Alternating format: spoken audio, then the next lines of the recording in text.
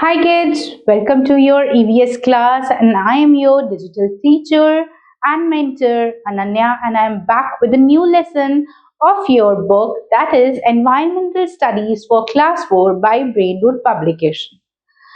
Today we are starting with Unit 3 of this book and the title of Unit 3 is Our Necessities. Children, to survive, we need a lot of things. हमें जीने के लिए कुछ basic चीजों की बहुत बहुत जरूरत है. काफी सारी चीजों की जरूरत है, लेकिन उनमें से कुछ ऐसी चीजें हैं जिन्हें हम किसी भी तरह से अवॉइड नहीं कर सकते. ऑलराइट, इन सभी चीजों में से एक बहुत इंपॉर्टेंट चीज है food. Food is the basic requirement of any person.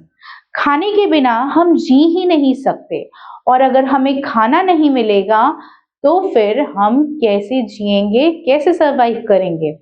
इसीलिए आज जो चैप्टर हम करने जा रहे हैं वो है about the food that we eat. So let us start chapter number 9, the food we eat. आज हम खाने के बारे में पढ़ेंगे. ये खाना कैसे आता है, क्या खाते हैं, खाने से क्या मिलता है हमें, इन सभी बातों पे हम रोशनी डालेंगे. So let us begin with lesson 9. Get set go. Food is the ingredient that binds us together.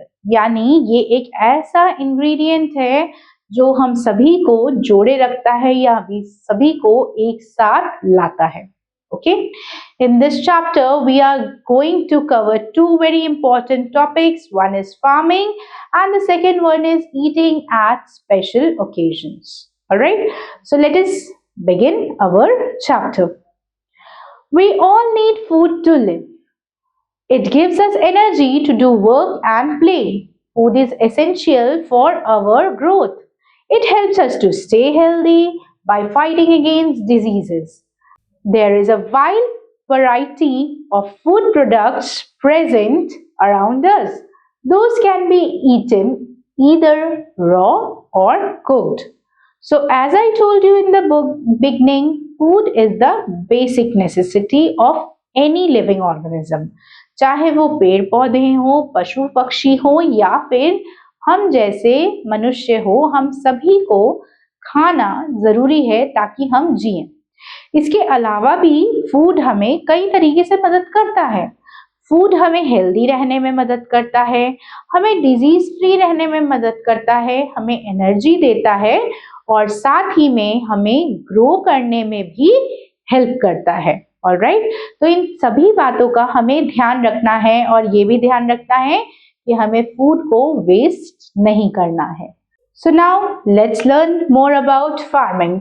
Plants which are grown over a large area are called crops. The process of growing crops is called cultivation. Farmers plant the seeds after preparing the soil through a special process known as ploughing. Ploughs may be attached to the bullock carts or tractors. Farmers add manure and fertilizers to increase the productivity of the soil. You all know, children, that India is a land of farmers. All right, agriculture is the main occupation of people living in India. हमारा जो देश है उसमें ज्यादातर खेती बाड़ी का काम होता है और आपको अपने घर के आसपास कहीं ना कहीं खेत जरूर दिख जाएंगे. राइट, तो ये जो खाना हम खाते हैं उसका एक बहुत ही इम्पोर्टेंट प्रोसेस है फार्मिंग. अगर लोग खाना उगाएंगे नहीं तो खाना खाएंगे कहाँ से. तो इसीलिए फार्मिंग के बारे में जानना बहुत ज्यादा जरूरी है. जिस तरीके से हम प्लांट्स और क्रॉप्स को ग्रो करते हैं इस प्रोसेस को हम कल्टीवेशन बोलते हैं.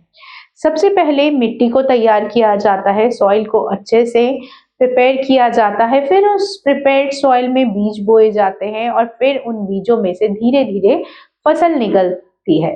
वो फसल जब निकलती है तब उस फसल को पकने के बाद काटा जाता है जिसे हम हार्वेस्टिंग बोलते हैं और फिर उसको प्रोसेस किया जाता है अलग अलग तरीके से जो कि हमारे घरों तक पहुंचता है और फिर हम उसे कंज्यूम करते हैं डिफरेंट फॉर्म्स में. Alright, then the soil is leveled to make the surface even. Then they sow seeds or plant seedlings depending on the season. The plants are watered regularly, pesticides are sprayed to kill pests and weeds are removed from the fields. Once the crop is mature, the farmers harvest them. In similar manner, vegetables are also grown in farms. जैसा कि मैंने आपको बताया कि इसी तरीके से vegetables और फ्रूट्स को भी उगाया जाता है और ग्रो किया जाता है और कंजम्पशन के लिए यूज किया जाता है। खेती करने के दौरान खेत की फसल को बचाना भी उतना ही जरूरी है। ज्यादा पानी से भी नुकसान है, कम पानी से भी नुकसान है। प्रॉपर पानी मिले, जो बीज हैं उनको सही तरीके का पोषण मिले ताकि वो एक वेल डेवलप्ड प्लांट में चेंज हो सके, ये बहुत जरूरी है। इसके अलावा पेड़ पौधों पर कीड़े ना लगे, ठीक है, इसकी भी देखभाल करने की जिम्मेदारी हमारे किसान भाइयों पर ही आ जाती है। Right, now before we proceed further, let's pause and try to answer these questions. Which is the most special festival your family celebrates? What special dishes are prepared on it?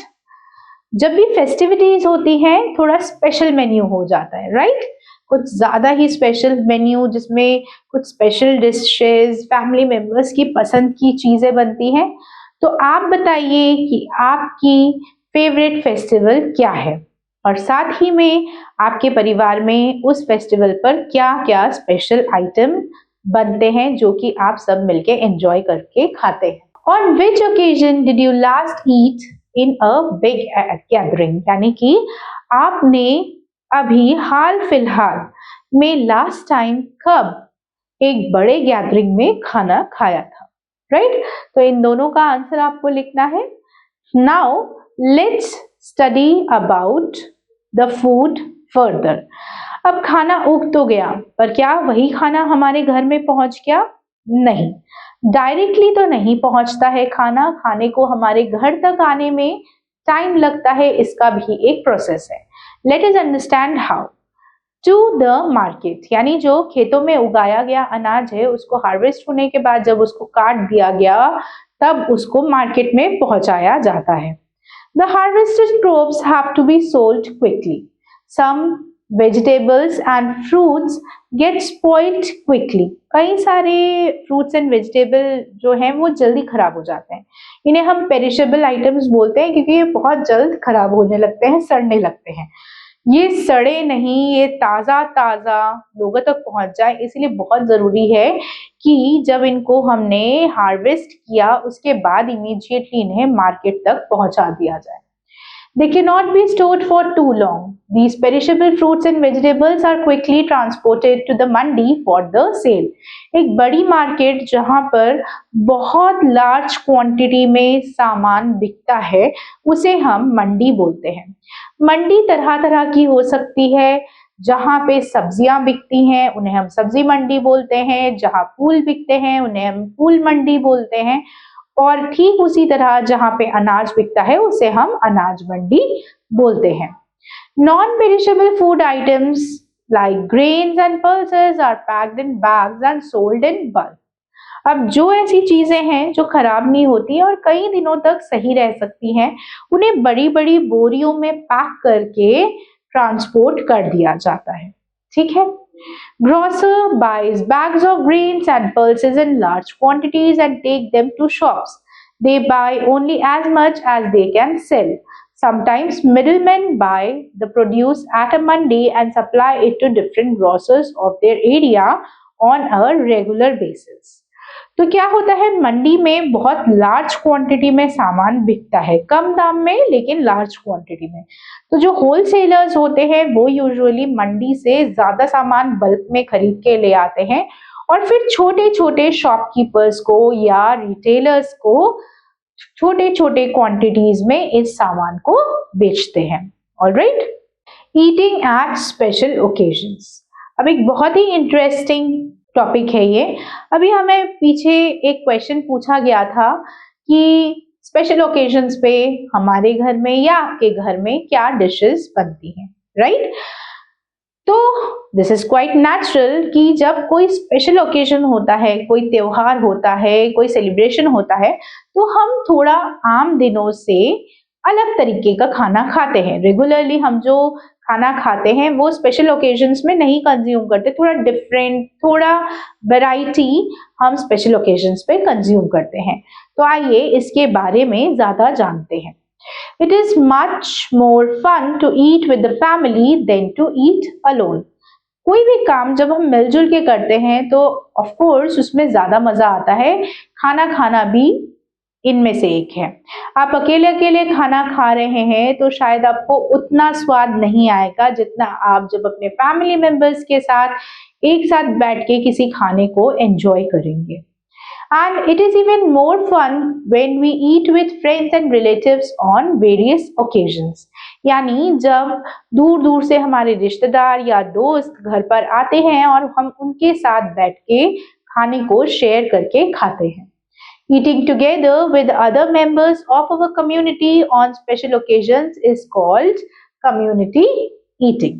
इसके बाद हम आते हैं इन्हीं कुछ कम्युनिटी फूड ईटिंग हैबिट्स पर। इसका सबसे अच्छा एग्जाम्पल है लंगर। यूजुअली गुरुद्वाराज में आपने देखा होगा कि बड़ी बड़े क्वांटिटीज में खाना बनता है और फिर बहुत ह्यूज क्राउड को एक साथ बिठाकर खाना खिलाया जाता है। इसे हम यूजुअली लंगर कहते हैं। Langar refers to the common kitchen in gurdwaras where food is cooked for all the visitors. यानी जो कोई गुरुद्वारे में आएगा वो वहाँ प्रसाद के तौर पे खाना खा सकता है। The founder of Sikhism, Guru Nanak Dev Ji, started the langar. Guru Nanak Dev ji जो सिख धर्म के गुरु भी हैं और फाउंडर भी हैं, उन्होंने ही सिखिज्म स्टार्ट किया था। उन्होंने लंगर का कॉन्सेप्ट स्टार्ट किया था। It combines three noble principles: charity, community service, and social equality. At this common kitchen, people of all religions are allowed to eat food together. चाहे आप किसी भी धर्म से हो, आप यहाँ आकर लंगर में एक साथ बैठकर एक ही तरीके से खाना खा सकते हैं। Alright? Many people help in cooking and serving the food as a service to mankind. This service is called seva and the people who serve are called sevadars. People are served in disposable plates made of dried and pressed leaf. This practice of eating together is found in other communities too. ये जरूरी नहीं है कि आपको सिर्फ ये Sikhism में ही देखने के लिए मिलेगा। कई बार यही प्रैक्टिस आप आम तौर पे और जगह पे भी देख सकते हैं, जैसे कि community meals allow us to enjoy each other's festivals and special dishes. For example, people look forward to having sevaiya on Eid, Christmas cake on Christmas, several varieties of payasam on Onam, and pitha on Bihu. The other times when people eat together are events like birthdays, weddings, and wedding anniversaries. तो एक साथ खाना खाना और relish करना ये एक परंपरा मानी जा सकती है भारत में। अलग अलग ओकेजन्स पे हम वेट करते रहते हैं कि कब त्योहार आए और हम डिफरेंट फूड वेराइटीज को टेस्ट कर सके। फॉर एग्जाम्पल, ईद के दिन लोगों को सेवइयों का बेसब्री से इंतजार रहता है, ठीक उसी तरह जैसे क्रिसमस में हम केक्स का वेट करते हैं। ना सिर्फ ये, संक्रांति और बिहू में हम पीठा, जो कि एक स्वीट डिश या सेवरी डिश दोनों तरीके से बनती है, उसको भी एंजॉय करते हैं। तो हम फेस्टिवल्स का वेट करते हैं ताकि हम नई नई और वैरायटी ऑफ डिशेस टेस्ट कर सकें। इसके अलावा भी कई लोग जो है गेट टुगेदर्स में लार्ज नंबर में शामिल होते हैं और खाना खाते हैं, जैसे कि बर्थडेज, वेडिंग्स और celebrations. Mid day meal schemes in schools. The Indian government had started a midday meal scheme in government schools. जो सरकारी स्कूल हैं वहाँ पे गवर्नमेंट ऑफ इंडिया ने एक mid day meal school start किया था। इसके पीछे सबसे बड़ा एम ये था कि जो बच्चे हैं 14 इयर्स से कम एज के, उन्हें पोषण मिल सके, उन्हें प्रॉपर फूड अवेलेबल किया जा सके। This is because many of the students in these schools cannot afford to bring healthy food to the school. ये लोग बहुत ही गरीब श्रेणी से होते हैं और कई बार इनमें से कई बच्चे अफोर्ड ही नहीं कर सकते कि वो अच्छा खाना खाएं। इसीलिए गवर्नमेंट ने पौष्टिक आहार प्रोवाइड कराने के एम से mid day meal school scheme को स्टार्ट किया था। The lack of food affect their physical and mental health. उनकी ग्रोथ में ये बाधा का काम करता है और ताकि उन्हें एक पोषित और संतुलित आहार मिल सके, इसीलिए गवर्नमेंट ने ये इनिशिएटिव लिया था। The main idea is to promote the right to the food. The midday meal has the following benefits: to encourage children to come to school, helps in healthy growth of a child and reduces inequality. यानी कि schools में जब ये mid day meals देते हैं तो बच्चे भी आते हैं स्कूल में, इससे उन्हें शिक्षा भी मिलती है और अच्छा खाना खाने को भी मिलता है। उनकी ग्रोथ में ये बहुत मदद करता है और साथ ही में इनइक्वालिटी को भी ये रिमूव करता है। इसके बाद हम पढ़ेंगे एट बोर्डिंग स्कूल्स। कई बच्चे जो हैं वो रेगुलर स्कूल्स में नहीं पढ़ते हैं, वो स्पेशल स्कूल्स यानी बोर्डिंग स्कूल्स में जाते हैं। बोर्डिंग स्कूल्स यानी ऐसे स्कूल्स जहां पर हॉस्टल्स होते हैं, जहां बच्चे सिर्फ ना पढ़ते हैं बल्कि वहीं पे रहते हैं और सिर्फ छुट्टियों में अपने घर वापस आते हैं। In a hostel or boarding school, students sit together in a large dining hall called mess. Here is a picture of a mess and they have their meal. They have fixed time for their meals. Students belonging to different religions, caste and states sit together in the mess and have their food. तो अलग अलग जगहों से boarding school में बच्चे आते हैं, वो डिफरेंट कम्युनिटीज को बिलोंग कर सकते हैं, डिफरेंट रिलीजियंस को बिलोंग कर सकते हैं, लेकिन जब वो साथ में बैठ के खाना खाते हैं तब ये सभी तरह के भेदभाव जो हैं बिल्कुल मिट जाते हैं। This type of eating habit encourages discipline, manners and oneness in students. It helps them to understand the diversity and the culture of our country. Now we have completed the chapter and we have covered very important topics related to food. Alright, so let's quickly revise these important topics once more. So let's do the points to ponder. When a large number of people eat together on specific occasion, it is called community eating. People eat together in Gurdwara, boarding school, mess and many other places. Midday meals are served mostly in government schools in India. So now it's time to quickly test our memory and knowledge. So let's do the quick check with the exercises. Let's get started with exercise number A, which is tick the correct option. So the first question is plants which are grown in large area is called crops. Dash refers to a common kitchen in Gurdwara, Langar. The founder of Sikhism is Guru Nanak Dev Ji. The lack of food affects their physical and mental health. यानी physically भी affect करेगा और brain के development को भी रोक देगा, यानी mental health को भी affect करेगा. Alright? Now let's move towards the next exercise. Here we have exercise number B, that is fill in the blanks. So let's get started and do them one by one. The first sentence is plows may be attached to dash or dash. They may be attached to bullocks or ox. Alright? So you'll write bullocks or ox.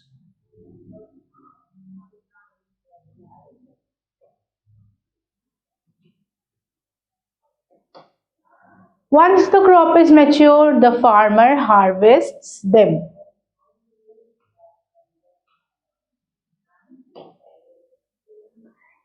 It is even more fun when we eat with family and friends, or you can write family and relatives.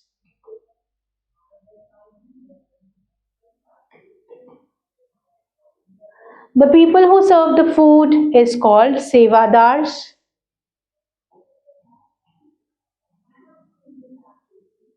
Students have fixed time for their meals in a hostel. Okay, now let's move on to exercise number C, that is match the following. So here the first word is food. So food usually helps us for growth. Next is manures and fertilizers. They are used to increase the productivity. Next we have the word pesticides. They are used for killing the pests. Fruits and vegetables. Fruits and vegetables are perishable items. जल्दी खराब हो जाते हैं. Grains and pulses are non-perishable. ये आसानी से खराब नहीं होते हैं.